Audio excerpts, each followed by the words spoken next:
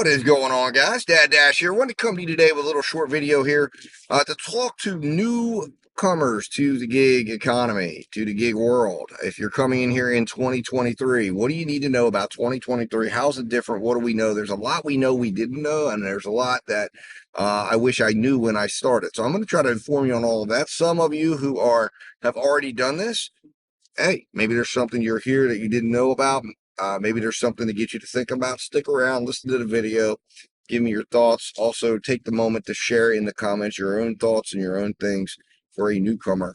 First of all, the first thing that I want you to know is you are a business. You have to think with a business mindset.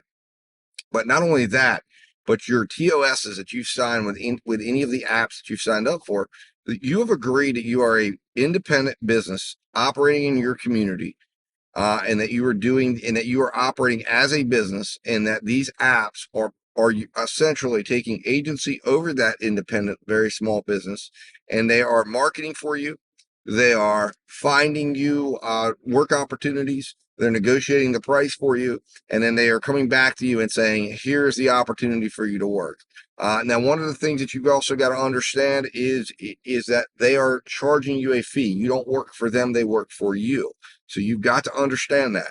They charge you a fee back on the earnings that they collect on your behalf. When you've signed that agreement, go back and look at it right now.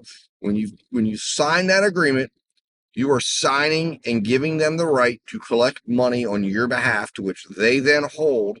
And once you have verified that you've completed the contract, they will then subtract their monies out. Insurance coverage, a fee for their services, and then the rest gets passed on to you. Plus, they will send you a tip. So what they call base pay or fair, or it depends on the app. Each app has its own thing. That is really just your portion of the money minus their fee.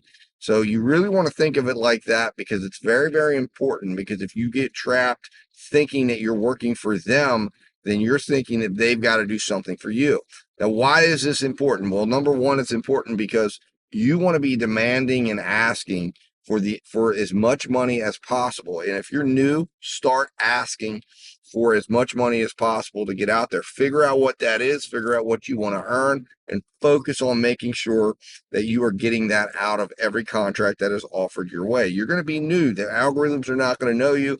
This is your opportunity to establish yourself. Secondly, that brings me around to point number two. You are a market of one. What does that mean? That means that regardless of what you may hear on other YouTube channels, regardless of what you may hear around everywhere else, it is, if you go into especially on the DoorDash app, but if you go in and look at the engineering blogs, the engineering paperwork, and you read it for yourself, and I encourage you to do it, verify what I'm saying. Don't take what I'm saying or any other YouTube as gospel, because it is not. You need to see it with your own eyes, interpret it with your own eyes, and think about it with your own mind, and come to your own conclusions. But I believe what you will see is what I've seen, and that is the fact that you are a market of one, and that the algorithms and the apps adjust to you, meaning they're trying to get to know you. They want to know what you need to work, because the relationship is they are trying to get hired by you,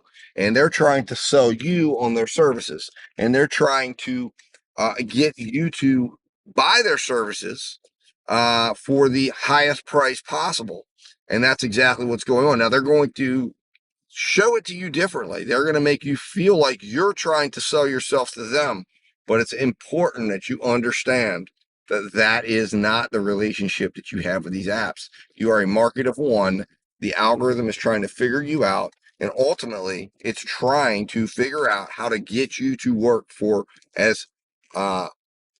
essentially for as little as possible on the side of the base pay. Now, they're dividing your pay up, and they're kind of making you think, well, you've got the base pay and you've got the tip. But the reality is you've got the entire enchilada. It's all there. It should be looked at as the tip and then whatever it is they're collecting.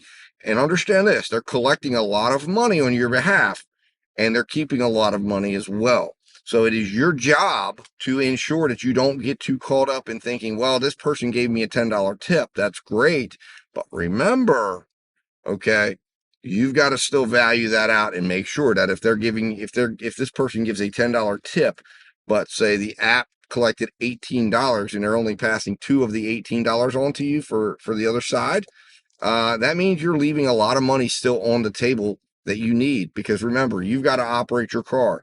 Every time you're out, you are expending expenses. You are creating additional costs for yourself in terms of vehicle maintenance, things like that. So you've got to be aware of that, and you've got to be willing to go out and advocate for yourself and your business. But you are a market of one. It's going to figure out your pricing. So it's very important when you start feeding it with information. And the way you're going to do that is with the accept and decline button, that you are willing to do that and that you're willing to build your pricing. A third thing you want to do is keep good data records. Keep records of everything so you can know what you need to do as far as making decisions. So you want to make sure you're taking good data, because you want to make sure that you can understand your market, that you can understand what you're being offered, you can understand how much you're working or how little you're working. You can start to make adjustments based on that. Now, I don't care whether you're a 1 hour a week person, or you're a 8 hour a week, or you're a 40 hour a week person. My opinion is you need to be collecting data, you need to be collecting your mileage, and you need to be doing that with a slew of options. Option number one is use an app like, say, Hurdler, Solo, uh, any expense that you use towards an app like that that's going to collect your data for you, collect your income data, collect your income data, your mileage data, your expenses. You're going to be able to write that off. So it's a write-offable expense. Think of it as like, hey, you're giving that money to something to build your business as opposed to giving it to the tax man. It's very much worth it, and it will very much simplify the headache that will come up at the end of the year when you're scurrying around trying to figure out, how am I going to get all of this together? So if you start fresh and you start right, you will never have that problem, and you will never have that worry or concern. Not to mention, you will also have the ability to know exactly what you've made, what you're making, where you're at, and where things stand. Second thing you need to do is you need to manually keep track of data as well, in my opinion. Now, this is something that I would say, if you are a truly light dasher, you're not dashing a lot, then maybe you could get away with not having to worry about this. Or say you're just doing, Instacart on the side or whatever. You've got one app you do, and you just do like an hour or two a month to make a few dollars here or there. Okay, fine. I understand there's probably not a need for you to jump too deep into it. But look, if you're doing this to make money, then you need to be able to have a goal of doing it as efficiently and as intelligently as possible. Why not, right? If you're going to put time towards it, whether it's an hour, 12 hours, 40 hours, 100 hours, you should want to make sure that the time you're putting towards it is spent as well and efficiently as possible, so you can make as much money as you can. So I have, if you look back, and I will attach them into this video, I have sheets that are available that you can use. On top of that, I also have a tracking, I have a full trackable suite of Google sheets that I offer up completely 100% free. It will allow you to start tracking each individual delivery that you make, or I call them contracts that you make, whether it's DoorDash, whether it's Instacart, whether it's whatever. I have all the ones that I work. You can add to them as well. 2, it will allow you to track your earnings. 3, it will allow you to look at important metrics like your average order value, your overall average order value, which is essentially a way of saying the amount that you're earning per hour. It should be used as a metric, and it should not be the way you're working. In other words, you should be working for a dollar goal and not an hourly goal. But how fast you're earning is a pertinent piece of information. And if you can earn faster, why not?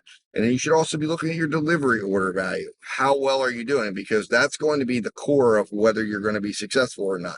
If you're taking orders that are taking too long to get completed at too low of a dollar figure, you will end up working longer and harder than you need to. And hey, look, all of us out here should want to be able to earn as much money as we can, as fast as we can, so we can do other more important things than work, right? That to me is why many of us would come and look at something like gig work as an opportunity to do this, as opposed to having to sit there and grind it out over hours and hours and hours. But obviously, it depends on how much you need to make and what you need to do, how long you need to be out on the road. But you want to be keeping track of that. You want to be keeping track of your miles per money. You want to be keeping track of what the cost is for you to operate your vehicle. So there's also, I have not released it yet, but I will attach it into this video. There is a gas log that's pretty easy to be able to use. And you just start keeping track of all of your fill-ups, and then it will give you your average per mile cost. And that way you can then use that, and you can even, there's a spot where you can put that on that tracker, and it will tell you exactly what it is that you're using gas while you're out. And it will also allow you to set that amount aside. So when you get done doing a delivery route and you're done working for a couple of hours and you see, well, I spent $8 in gas, you can throw that in an account or put that in your business account, and there it is. You always have money to go on Dash, because that money will be sitting there. So you're that $8, and you can also look at it again. One of the ways you want to look at it is, I spent $8 and I made $80. Is that a good use of your money? Is that a good investment of your gas? And then of course, you can also look at it. I keep a uh, a per mile cost that I put aside as well. So I do 10 cents. Now that has risen from 7 cents. I intend to continue increasing that year over year over year to make sure I'm setting enough aside. I'm counting for inflation, I'm counting for price increases. And of course, I'm also going to set aside based on what my expenses are. As my expenses raise or go down, and I'll look at it as, how many miles did I drive for my business versus what was my costs that were above the norm, and apply that. But you should do that, and then you will have an ability to see, all right, tonight I spent X amount on gas, I spent X amount on you know, wear and tear on my vehicle, and additional car maintenance, and then I made X. And that's a great way for you to look and see, is this worth it for you? Are you doing the right thing, or would you be better off finding something to do that doesn't represent it? It's also another thing, sometimes there are gigs that don't have driving involved. So you can almost look and say, okay, wait a minute, if I subtract out what my expenses were and I look at what I made, what is my net amount that I made minus all my expenses? And that's an important thing to look at, because that's something where sometimes, for instance, take Draver. You will not be using your own resources for Draver. You will drive your car to the car dealership, and in some cases, you'll be driving a vehicle given to you by the dealership. Well, guess what? You're not expending your own gas miles. You get a Plex card. You get to fill up and put gas in that vehicle, and then you will use that vehicle to drive to wherever you have to go to swap out the cars and come back. Well, let's say you're offered $21 an hour. You might look at that and go, wait a minute, I got $30 an hour spark offer or whatever. But here's the thing. It's not, you can't just look at the 2 hourlies or whatever you're looking at. Well, I could earn, $100 but did you earn $100? Well, no. Once you take out your own car expenses, the miles, the expenses, the wear and tear on your vehicle, you may be sitting at somewhere around $65. And then you look at your Draver offer, and Draver's offering you $78. Well, guess what? The Draver offer is probably better if you're willing and you're comfortable to go drive a dealership car for 100 miles up and back and transport that. So anyways, guys, that is where that's the case I'm making to you, saying this is why you need to be using your expenses and whatnot.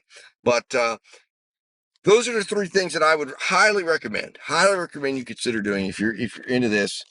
Make sure that you understand those 3 things. And the 3rd thing, keeping data, keeping track of your information is extremely, extremely important. So guys, hopefully you found this helpful. I don't want to go on too long. Put your own thoughts in there. What would you think someone should know entering the gig world in 2023? Put it in the comments. I'm going to continue to expound on this, add additional information, and we're good from there. So guys, as always, stay safe, stay profitable, and Dad Dash will talk to you soon.